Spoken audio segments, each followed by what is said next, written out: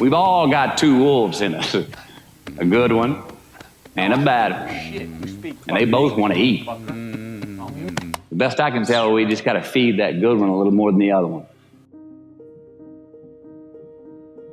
Happiness is an emotional response to an outcome. If I win, I will be happy. If I don't, I won't. It's an if-then, cause and effect, quid pro quo standard that we cannot sustain because we immediately raise it every time we attain it. You see, happiness demands a certain outcome. It is result reliant. And I say if happiness is what you're after, then you're going to be let down frequently and you're going to be unhappy much of your time. Joy, though, joy is a different thing. It's something else. Joy is not a choice. It's not a response to some result. It's a constant. Joy is the feeling that we have from doing what we are fashioned to do, no matter the outcome.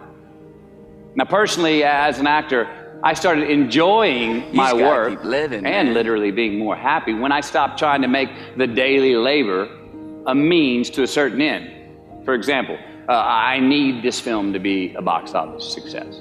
I need my performance to be acknowledged. I need the respect of my peers. All those are reasonable aspirations, but the truth is, as soon as the work, the daily making of the movie, the doing of the deed became the reward in itself for me, I got more box office, more accolades and respect than I ever had before. See, joy is always in process. It's under construction. It is in constant approach, alive and well in the doing of what we're fashioned to do and enjoying it. Now, the easiest way to dissect success is through gratitude. Giving thanks for that which we do have, for what is working. Appreciating the simple things we sometimes take for granted.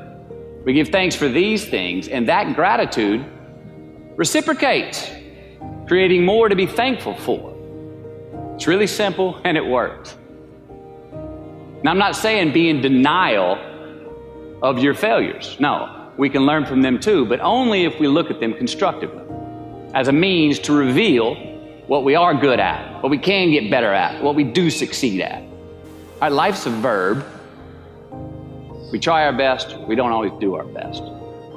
And since we are the architects of our own lives, let's study the habits, the practices, the routines that we have that lead to and feed our success, our joy, our honest pain, our laughter, our earned tears. Let's dissect that and give thanks for those things. And when we do that, guess what happens? We get better at them, and we have more to dissect. It's a get-rich-quick on the internet, richest 15 minutes of fame world that we live in, and we see it every day. But we all want to succeed, right? So the question that we got to ask ourselves is what success is to us, what success is to you. Is it more money? That's fine. I got nothing against money. Maybe it's a healthy family. Maybe it's a happy marriage. Maybe it's to help others, to be famous, to be spiritually sound, to leave the world a little bit better place than you found it. Continue to ask yourself that question. Now, your answer may change over time, and that's fine. But do yourself this favor. Whatever your answer is, don't choose anything that will jeopardize your soul.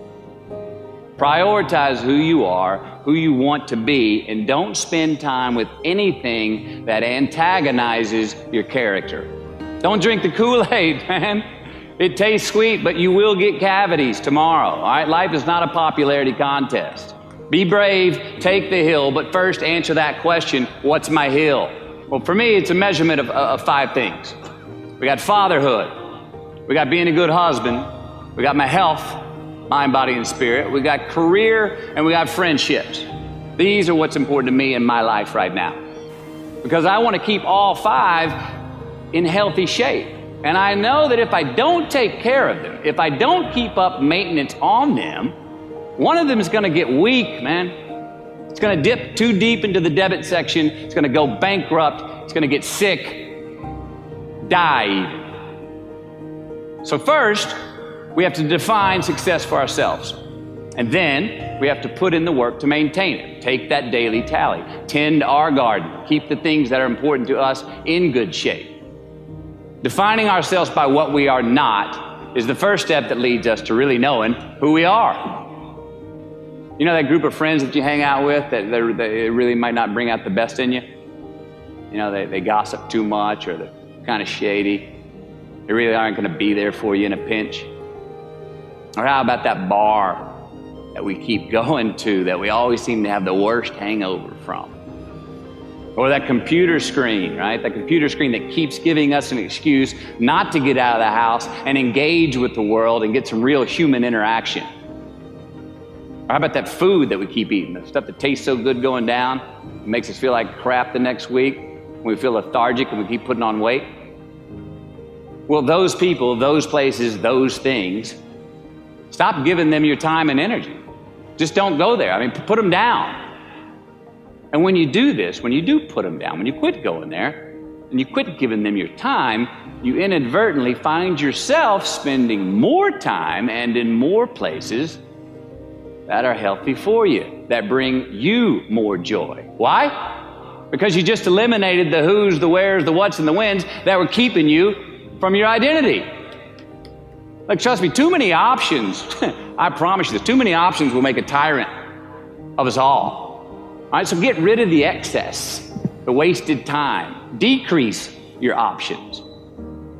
If you do this, you will have accidentally, almost innocently, put in front of you what is important to you by process of elimination. Knowing who we are is hard. It's hard. So give yourself a break. Eliminate who you are not first, and you're going to find yourself where you need to be. Make voluntary obligations. I'm talking about the ones that we make with ourselves, with our God, with our own consciousness. I'm talking about the you versus you obligations. We have to have them. Now again, these are not societal laws and expectations that we acknowledge and endow for anyone other than ourselves. These are faith-based obligations that we make on our own. These are not the lowered insurance rates for a good driving record. You will not be fined or put in jail if you do not gratify these obligations I speak of. No one else governs these but you. They are your secrets with yourself, your own private counsel, personal protocols. And while nobody throws you a party when you abide by them, no one's going to arrest you when you break them either, except yourself. An honest man's pillow is his peace of mind. And when you lay down on that pillow at night, no matter who's in your bed, we all sleep alone. These are your personal Jiminy Crickets, and there are not enough cops in the entire world to police them. It's on you. It's on you. We do our best when our destinations are beyond the measurement, when our reach continually exceeds our grasp, and when we have immortal finish lines. And when we do this, the race is never over. The journey has no port. The adventure never ends because we are always on the way. So do this, and let somebody else come up and tap you on the shoulder and say, hey, you scored. Let them run up and tap you on the shoulder and say, man, you won. Let them come tell you, you can go home now. Let them say, I love you too. Let them say, thank you. Take the lid off the man-made roofs that we put above ourselves and always play like an underdog.